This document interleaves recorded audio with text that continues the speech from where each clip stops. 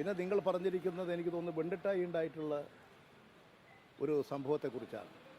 യഥാർത്ഥത്തിൽ നിങ്ങൾ അവിടെ പോയോ? ആ സംഭവം നടന്ന സ്ഥലത്ത് പോയോ? അവിടെ പോയിട്ടാണോ നിങ്ങൾ ഇത്തരത്തിലൊരു പരാതി ഉന്നയിക്കുന്നത്? ഞാനവിടെ പോയിട്ടില്ല. പക്ഷേ ഞങ്ങളുടെ പാർട്ടിയുടെ നേതാക്കന്മാരവിടെ പോയി. അവരിൽ നിന്നും ഇത്തരം ഒരു സംഭവത്തെക്കുറിച്ച് കേട്ട് അന്വേഷിച്ചപ്പോൾ എനിക്ക് മനസ്സിലാക്കാൻ കഴിഞ്ഞ കാര്യം, അവരിൽ നിന്നൊക്കെ മനസ്സിലാക്കാൻ കഴിഞ്ഞത്, സാധാരണഗതിയിലുള്ള കാരണം ഈ ക്രിസ്തുമസൊക്കെ വരുമ്പോൾ ഈ നാട്ടിൻപുറങ്ങളിലൊക്കെ ഈ പുതുവർഷാഘോഷം അതിൻ്റെ ഭാഗമായിട്ട് ഈ ഓലപ്പടക്കങ്ങളും അതുപോലെ തന്നെ കെട്ടുപടക്കങ്ങളും ഒക്കെ ഉണ്ടാക്കും. ചില സമയങ്ങളിൽ അത് അപകടം ഉണ്ടാക്കിയിട്ടുമുണ്ട്. അങ്ങനെ ഉണ്ടാക്കാൻ പാടില്ലാത്തതാണ്, നിയമവിരുദ്ധമായി. പക്ഷെ നമ്മുടെ നാട്ടിൽ ഒരു പഴയകാലം തന്നെ ഇങ്ങനെയുള്ള വിശേഷ ദിവസങ്ങളിൽ പടക്കം വാങ്ങി കടകളിൽ പോയി പടക്കം വാങ്ങി പൊട്ടിക്കുക എന്നുള്ളതിന് അപ്പുറം സ്വമേധയാ തന്നെ ഇത്തരം ഒക്കെ പടക്കം ഉണ്ടാക്കിയിട്ട് പടക്കം പൊട്ടിക്കുന്ന സ്ഥിതി ഉണ്ടായിരുന്നു. വെണ്ടിട്ടായിൽ യഥാർത്ഥത്തിൽ ഒരു തരത്തിലുള്ള ബോംബ് സ്ഫോടനവുമല്ല. അവിടെ ഒരു സാധാരണഗതി ഞാൻ മനസ്സിലാക്കിയിട്ടുള്ളത്, സാധാരണഗതിയിലുള്ള ഒരു ചരട് കൊണ്ട് കെട്ടി, ആ ചരട് കൊണ്ട് കെട്ടിയുണ്ടാക്കുന്ന പടക്കം ആ കെട്ട് അല്പം മുറുകിപ്പോയാൽ സ്ഫോടനം ഉണ്ടാകും. അതിൻ്റെ വളരെ പ്രാക്ടിക്കലായി അനുഭവസ്ഥരല്ലെങ്കിൽ അപകടം ഉണ്ടാകും.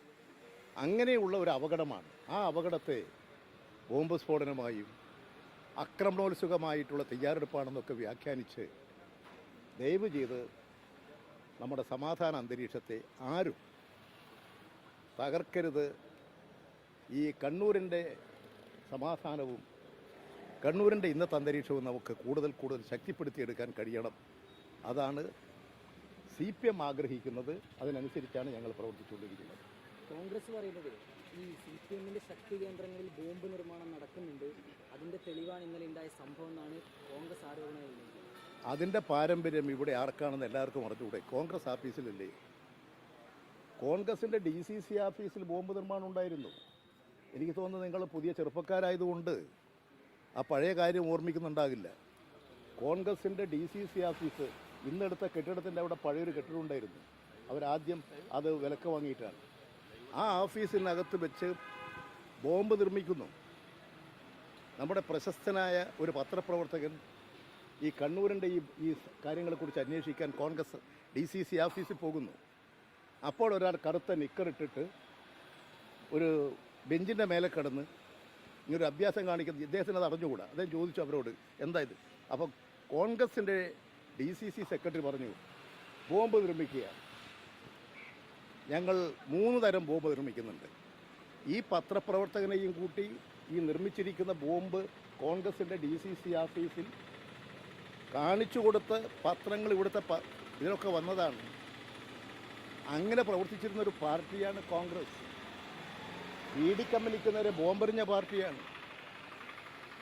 നിരവധി അക്രമങ്ങൾ നടത്തിയ പാർട്ടിയാണ്. ഒരു സഹകരണ സംഘം തെരഞ്ഞെടുപ്പിൽ ഞാനന്ന് കണ്ണൂരിലെ പാർട്ടി ജില്ലാ സെക്രട്ടറി ആയിരുന്നു. ആലക്കോട് ഹൈസ്കൂളിൻ്റെ മുമ്പിൽ വെച്ച് ആ തെരഞ്ഞെടുപ്പിന് നേരെ ബോംബെറിഞ്ഞു. ഞാൻ നിൽക്കുന്നതിൻ്റെ അടുത്ത് അപ്പോഴുണ്ടായിരുന്നു, എന്നെ പ്രൊട്ടക്റ്റ് ചെയ്തുകൊണ്ട് നിൽക്കുകയായിരുന്നു അന്നത്തെ DYSP വിജയൻ. ഈ ബോംബ് വന്നിട്ട് അദ്ദേഹത്തിൻ്റെ മേലെയാണ് വീണത്. ആ ബോംബ് പൊട്ടിയിട്ട് അദ്ദേഹം കുറേ കാലം ചികിത്സയിലായിരുന്നു. അത് കോൺഗ്രസിൻ്റെ പാരമ്പര്യമാണ്. അക്രമം നടത്തുക, ബോംബ് നിർമ്മിക്കുക, ഗൂണ്ടായിസം കാണിക്കുക, എന്നിട്ടിത് മറ്റുള്ളവരാണ് നടത്തുന്നത് എന്ന് പ്രചാരങ്ങൾ നടത്തുക. ദയവ് ചെയ്ത് കോൺഗ്രസ് നേതാക്കൾ ഇതൊക്കെ ഒന്ന് അവസാനിപ്പിച്ച് ഈ നാടിൻ്റെ സമാധാനപരമായ അന്തരീക്ഷം കാത്തു സൂക്ഷിക്കാൻ വേണ്ടി ചിന്തിക്കണം, പ്രവർത്തിക്കണം എന്നാണ് അവരോട് വളരെ വിനയപുരസരം അഭ്യർത്ഥിക്കാനുള്ളത്. എന്തോ ഒരു മഹാസംഭവം ഞങ്ങൾ വിജയിച്ചിരിക്കുന്നു എന്ന അഹംഭാവവും ധിക്കാരവും അതിൻ്റെ ഒരു പ്രമാണിത്വവും മറ്റ് പാർട്ടിക്കാർക്ക് നേരെ പ്രയോഗിക്കാൻ പുറപ്പെടരുത്.